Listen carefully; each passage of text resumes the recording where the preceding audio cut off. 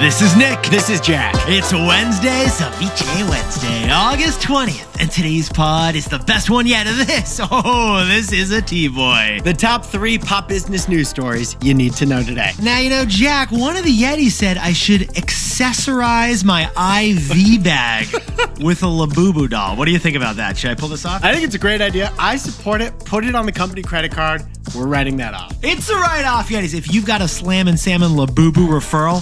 No, dude, we should do a mystery box and open it live on the pod. I'm sold. I've never bought a Labubu doll. But Jack, 3 fantastic stories for today's pod. What do we got on the T-boy? For our first story, from 2006 to 2016, Apple launched the iPhone, the iPad, the Apple Watch, and AirPods. In the 10 years since, well, Apple's next big thing, it's codenamed Bubbles. And it tells us everything we need to know about how Apple has changed. Bubbles. For our second story, Italian marble is experiencing its biggest business moment since the Roman Colosseum.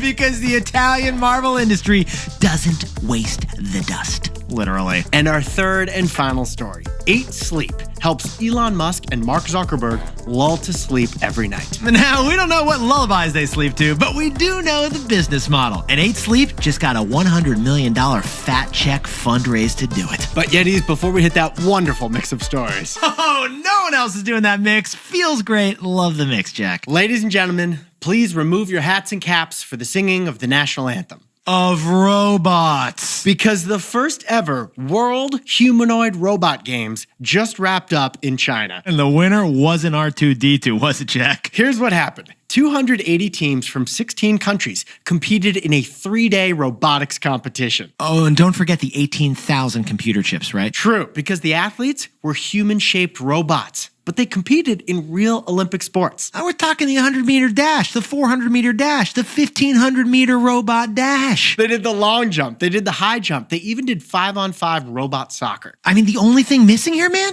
A Jamaican bobsled team of bots. But Nick and I watched the highlight videos, and the athletics, they were pretty unathletic. I mean, like the boxing match was 2 robots who failed to actually make contact with each other. The referee had to end it, so he randomly chose one robot and said, "You're the winner." One robot actually hit a top speed of 10 miles per hour, which apparently is a new world record. But that's a third as fast as Usain Bolt runs. Now we should point out, Jack, the U.S. was represented, but the most golds went to China. A Beijing startup called Unitree brought home 4 gold medals out of the 21 competitions. But here's what we found fascinating, Yetis. The Robot Olympics wasn't just athletics, was it, man? There was also a housekeeping challenge and a garbage sorting challenge. Basically test to see how well the robots do things that we actually want the robots to do. One event was robots making a bed. And the robots couldn't even do that. Although, honestly, I can't either, Jack. So congratulations to all those participating athletes in the Humanoid Robot Olympics. Just don't use any of those performance-enhancing chips next time. Our IT team is testing. We see you, Russian robots. We see you. Hey, Bob Costas bot, let him play. Jack, let's hit our 3 stories. I think North Korea's robot just exploded. 15 years before this song, 2 boys from the Northeast met in a dorm. They had an idea that caused a cultural storm. It's the best one yet, but the best is the norm. Jack, Nick, that's it. I don't even think they need to practice. 50%, that's a fat tip. T-Boy City on your list. If you know, you know, cause we ready to go. We can't wait no more, so just start the show. Start the show. For our first story, Apple is building the lamp from Pixar as an actual smart robot product. That's their next big thing at Apple. But we're focused on a change in Apple's strategy, from delivering to promising.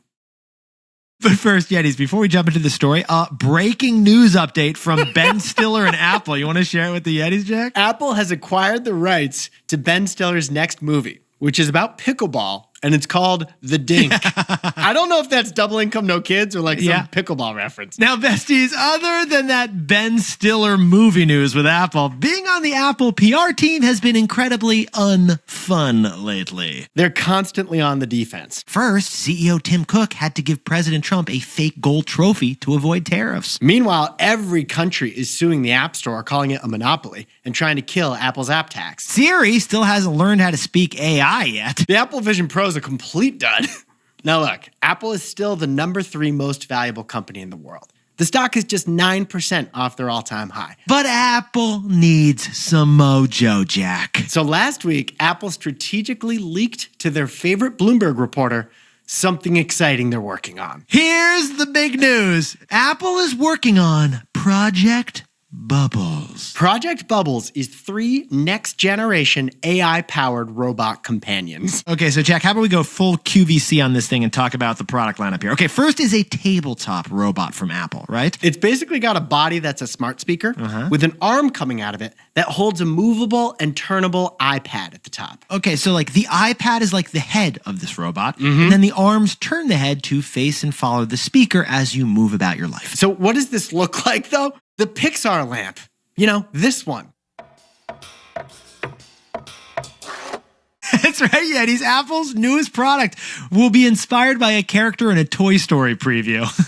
Now, you'll be able to use this thing for FaceTime or watching a YouTube video or to be like your kitchen assistant. It would wake up, the screen would face you, and then it would turn on the video you need. They're also building a smart home with security cameras. If your whole house is Apple, you're less likely to switch to OpenAI. Plus, they're rolling out a rolling house robot for your home as well. Kind of like Amazon's Astro, it'll stalk you from room to room, being ready for taking orders. Now, Jack, let's whip out the whiteboard and add this up for a sec. What did CEO Tim Cook of Apple say about these Project Bubbles robots? According to Bloomberg reporting, he said, "I can't talk about them, but they're amazing, guys. They're amazing." All right, I'm sorry, pause the pod for a sec, Jack. The Apple CEO can't show it to us, but he promises it'll be amazing. Which leads to our takeaway. I've been promised amazing before. So, Jack, what's the takeaway for our buddies over at Apple? Apple used to deliver. Now, they just promise.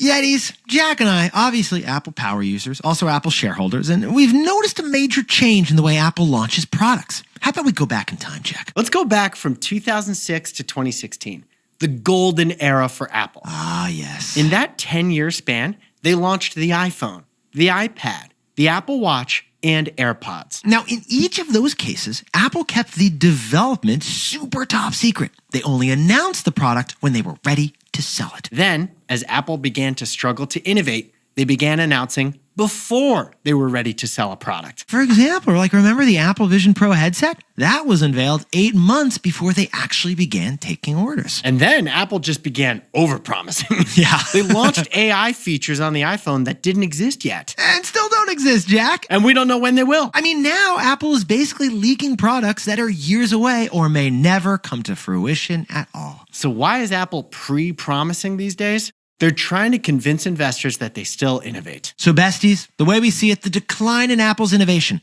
can be seen through the evolution of how they launch things. From delivering, to promising, to over-promising, to empty promises. For our second story, the hottest commodity right now, Italian marble. Not since the Romans has marble thrived at these prices. So Nick and I are breaking down this super interesting 2,000-year-old ancient and yet booming industry. But Yetis, King Arthur Flour. They have been making flour in America since 1790. The Hartford Courant. They've been making newspapers in America since 1765. But Jack, could you enlighten us about Carrara, Italy? Marble? There's a marble quarry there that's been in continuous operation since 30 BC. We're talking 2,055 years in business. Same mountain. The only time the business was paused Yeah. was when the barbarians invaded in the 7th century. No joke, their top customer was Julius Caesar. This guy wouldn't walk in anything but Carrara, baby. Now, in the early medieval era, they pivoted to ornamental marble use cases. In 1501, Michelangelo visited and bought a 12,000-pound slab on credit that ended up becoming the Statue of David. But more than 2 millennia after being founded, Carrara marble has never been more valuable. Get this, the Italian natural stone is now selling for $1,200 a ton. Jack, according to Women's Wear Daily, that is actually the highest level since the Roman Republic. Now, by the way, a ton, that's more than you're going to need for a kitchen countertop, but the retail price you'll have to pay is going to be double that $1,200, if not quadruple. Marble, it's like gold, but you're willing to eat off of it. However, Yetis, this is what Jack and I find fascinating about this story. Marble as an industry has barely changed in 20 centuries, and yet it's adapting like a nimble little startup right now. First, I'm pulling out the globe.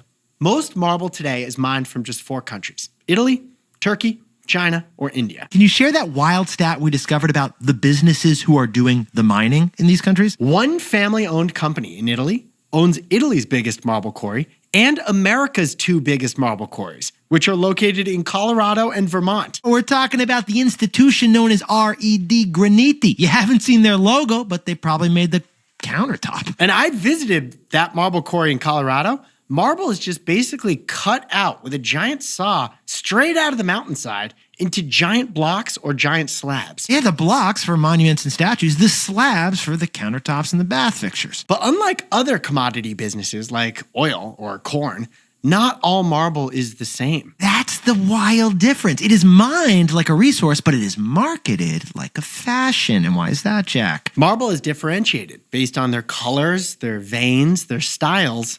You charge a different price. Most marble is white, but some is colored, like your Palisandro Botticini and Porto varieties. That's going on the shelf right there. But the 2 most popular varieties of marble are Carrara and Calicut, which are also the top sellers right now. The housing market may be cold, but the renovation and travel markets are hot. Yeah. And for bathrooms and spas, you want Carrara or Calicut marble. And that's why Italy's marble exports are up 14% in the last year. Oh, and when the existing quarries in Italy and Vermont and Colorado run out? The next stop is East Africa and Brazil, which leads to a wild stat I'd love to share, Jack. You got this? Oh, is this an extra stat I don't know about? You know New York's legendary original Penn Station that was all pink marble? The one they tore down in the 60s? It exhausted an entire Italian marble quarry just to be made. Wow. That's amazing. I wonder what happened to all that marble. That's a story for another pod, Jack. So, Jack, what's the takeaway for our buddies making the Rolls Royce of rocks, Italian Calicut marble? Don't throw out the dust. Yetis, the marble industry has evolved. Early on, the customer was royalty, and then sculptures, and then interior design. Now, they're actually using the physical quarries as destinations. It's a moneymaker. You can have a wedding at a marble quarry. Or other recent use cases, hosting fashion events, music videos. They're doing entire runway shows by booking out marble quarries. Premium stone, it's a premium venue too. But here's the twist. Marble's surprising profit puppy is actually marble dust. After you cut those giant blocks of marble, marble dust is processed and purified to be used in toothpaste, cosmetics, paint, farming ingredients, and magazine paper. That byproduct is called calcium carbonate, and it's what you get when you cut the marble. And Jack, what's it like on a per pound basis? It's actually more pricier, more valuable than the original block of marble. By the way, Tums, Jack, that's also calcium carbonate. So besties, a lot of businesses have byproducts that you may think of as waste. Stuff just on the cutting room floor. But the marble industry is a reminder to not blow away that dust. Sorry to use another rock analogy, but there's diamonds in that dust. Hey Yetis, if you're a bestie, take a sec and hit that subscribe button. And like this video while you're at it. If you leave a comment, by the way, we'll read it. For our third and final story, Elon and Zuck both go to sleep at night on the same thing, an 8-sleep mattress cover, which just raised $100 million. 8 Sleep's surge brings up a big life equation. The benefits of rest and sleep are huge, but are they worth $3,000? But Jack, how about we kick things off here with some name storming, some brainstorming for brand names. All right, what do you want to call this sleep company? I want to call it 8 hours of sleep. Okay, so that's too many words. We're not going to do that. How about 8 Sleep? 8 Sleep, that works better. And yet that is probably how 8 Sleep's name came to be. 8 Sleep, the tech sleep company that was named in 2014. It's a mattress cover and smart blanket in one. It tracks your heartbeat, your body movements, and your snoring, and promises that AI will improve all of that for you. They were founded by Italian entrepreneurs in New York City, and 8 Sleep is beloved by people who own entire social media companies. Yes, apparently. Because Zuck recently posted on Threads, I've really dialed in my 7 to 8 hours a night, with 8 Sleep. And not to lose attention, Elon posted on X, "It's good," in reply to an 8 Sleep tweet. They've done $500 million in sales since 2019, and they're riding that momentum to a $100 million fundraise. Their valuation is just short of $1 billion.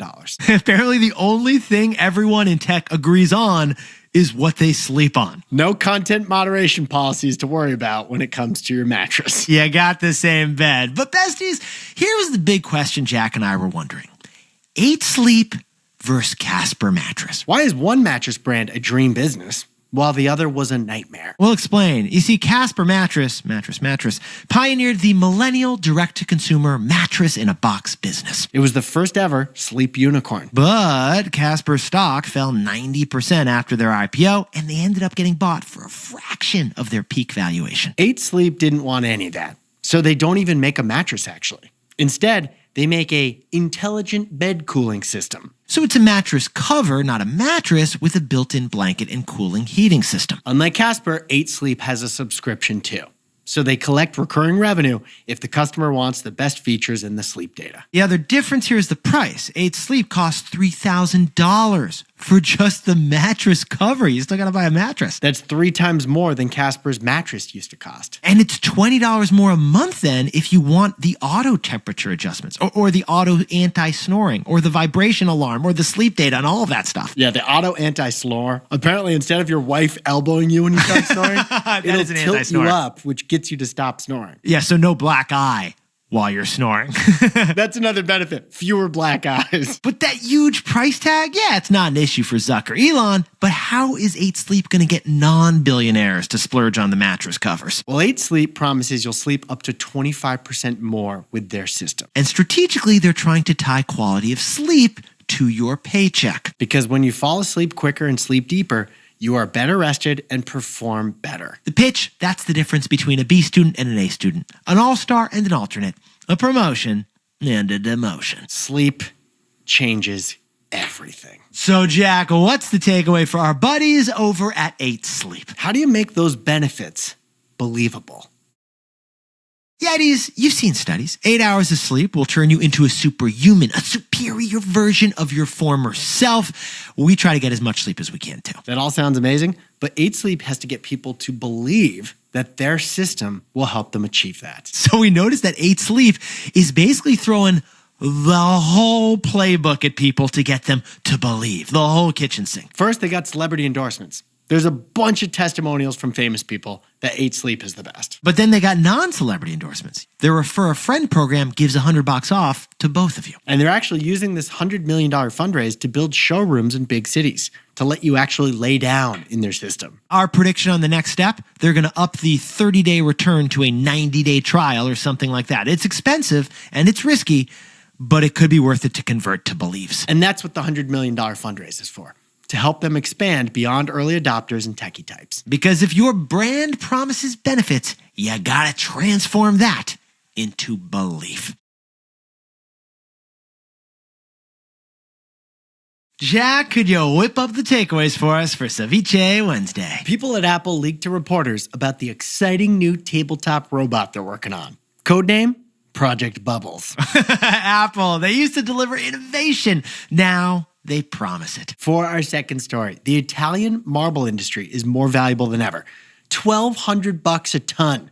And this 2,000-year-old business is still evolving. The lesson we can all learn from Italian marble, don't waste the dust. And finally, 8 Sleep just raised $100 million as Elon and Zuckerberg are power users. Sleep, it brings a lot of benefits, but you gotta convert those benefits to belief. But Yetis, this pod's not over yet. Here's what else you need to know today. First, Intel is becoming the hottest stock on Wall Street right now, and the White House. SoftBank invested $2 billion into Intel yesterday, giving them a 2% stake in the OG chip company. And apparently President Trump wants to own 10% of the company as well. He wants the government to invest. Why is Intel so important? Well, the United States needs a chip champion. NVIDIA only designs the chips. Intel actually makes them. And second, a wild new concept from Robinhood. CEO Vlad Tenev says that his business has an apocalypse squad. Jack, what is that exactly? For Robinhood, it's 150 top employees to save the company in the event of a disaster. And finally, Louis Vuitton is 171 years old, but they just launched their first ever beauty product. Louis Vuitton is a $20 billion luggage and handbag business within the LVMH luxury empire. But they just launched an $160 lipstick. Now, $160 for lipstick, yeah, that sounds expensive, but it's a lot cheaper than a $1,000 Louis Vuitton scarf. That doesn't mean it's less expensive, Nick.